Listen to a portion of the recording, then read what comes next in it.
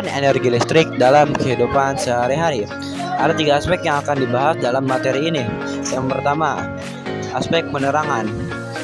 Lampu yang menyala di malam hari yang ada pada perkotaan, rumah-rumah, dan juga fasilitas umum tentunya tak lepas dari adanya peran energi listrik. Yang kedua, ada industri. Tempat-tempat industri yang ada di sekitar rumah kita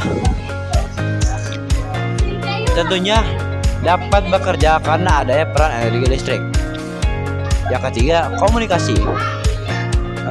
Penggunaan berbagai perangkat seperti telepon, internet, dan sebagainya tak lepas juga dari adanya peran energi listrik. Selanjutnya adalah cara kerja dari PLTA. Proses perubahan energi yang terjadi pada PLTA dimulai dengan mengubah energi air yang mengalir dari bendungan atau air terjun menjadi energi mekanik dengan bantuan turbin air. Kemudian, energi mekanik diubah menjadi energi listrik dengan bantuan generator. Setelah itu, energi listrik tersebut dialirkan melalui jaringan-jaringan yang telah dibuat sehingga sampai ke rumah-rumah penduduk. Berikut adalah bagian-bagian penting dalam proses perubahan energi yang terjadi pada PLTA. Yang pertama, bendungan. Bendungan berfungsi untuk menampung air dalam jumlah besar untuk menciptakan tinggi jatuh air agar tenaga yang dihasilkan juga besar. Selain itu, bendungan juga berfungsi untuk mengendalikan banjir.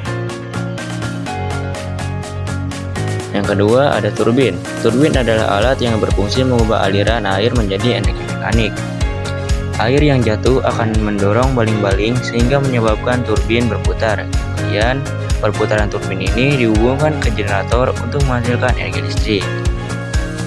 Yang ketiga, generator.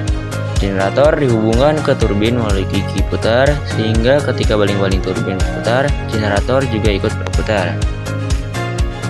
Selanjutnya, generator berfungsi mengubah energi mekanik dari turbin menjadi energi listrik. Keempat, jalur transmisi. Jalur transmisi berfungsi mengalirkan energi listrik dari PLTA ke rumah-rumah penduduk dan pusat industri.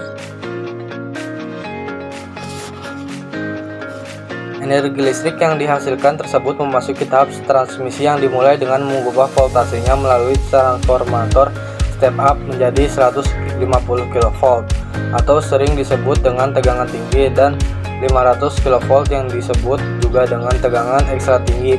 Tahukah teman-teman kenapa tegangan harus dinaikkan menjadi 150 kV atau SUTD dan 500 kV atau SUTED? Hal ini dilakukan untuk mencegah tegangan drop karena tegangan listrik tersebut akan melewati jarak yang relatif jauh, bahkan bisa mencapai ratusan kilometer. Selain itu, dengan menaikkan voltasenya, maka arus yang dihantarkan menjadi lebih kecil. Melalui jaringan SUTD dan SUTED tersebut, tegangan listrik ditransmisikan menuju gardu Indo, di mana gardu Indo tersebut tegangan listrik yang diturunkan distabilkan oleh transformator step down di voltasenya 20 kV atau yang disebut dengan tegangan menengah, dan tegangan 20 kV. Pelupar kabel A3C yang penampak kulit atau kabel A3CS dengan kulit, atau kabel NVTEC yang merupakan singkatan dari medium voltage twisted cable, di mana gardu Indo tersebut tenaga listrik akan diturunkan dan distabilkan oleh transformator step down di voltasenya 20 kV atau yang disebut dengan tegangan menengah. Tegangan 20 kV tersebut yang akan masuk pada tahap distribusi menggunakan tiang beton 13 meter dengan penghantar listrik 20 kV tersebut akan melalui proses step down dan transformator yang terpasang di tiang TM atau disebut sebagai gardu distribusi. Dengan melewati gardu distribusi, listrik telah bertegangan 220 volt berdasarkan ukuran fase. PLTA memiliki beberapa kekurangan. Yang pertama, berdampak lingkungan. Pembangunan bendungan untuk PLTA dapat mengakibatkan kerusakan lingkungan dan ekosistem sekitar.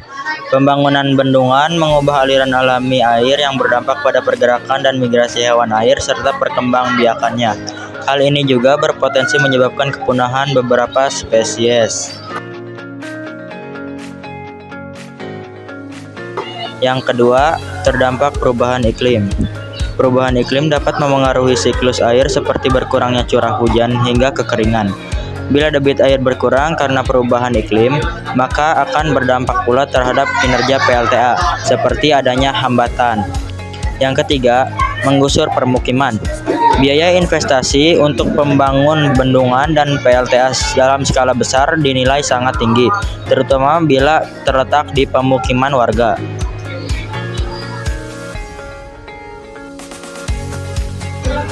PLTA memiliki beberapa kelebihan.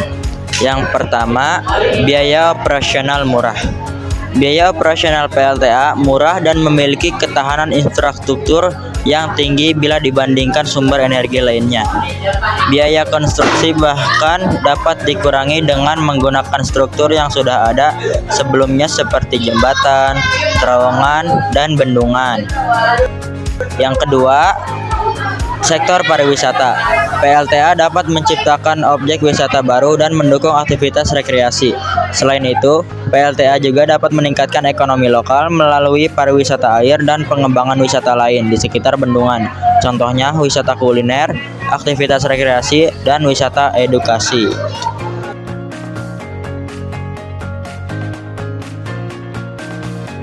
PLTA Cirata adalah pembangkit listrik tenaga air terbesar di Indonesia dengan kapasitas terpasang sebesar 1008 MW atau MW.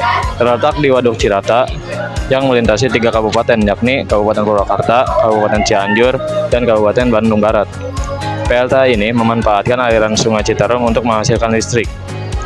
Ada juga faktor-faktor kenapa memilih lokasi tersebut. Yang pertama, karena tersedia aliran sungai yang besar, yakni Sungai Citarum. Yang kedua, topologi mendukung. Yang tiga, lahan yang memungkinkan pembangunan waduk. Yang keempat, dekat dengan pusat konsumsi listrik. Dan yang terakhir, karena studi geoteknik dan hidrologi yang memadai.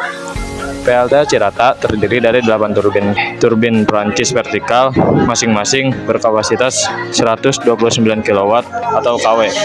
Dengan kecepatan putaran 187,5 rotasi per menit atau RPM, bagian besar wilayah Pulau Jawa, Madura, dan Bali, termasuk kota-kota besar seperti Jakarta, Surabaya, dan Denpasar. Dengan demikian, PLTA Cirata berperan penting dalam memenuhi kebutuhan listrik di wilayah-wilayah tersebut.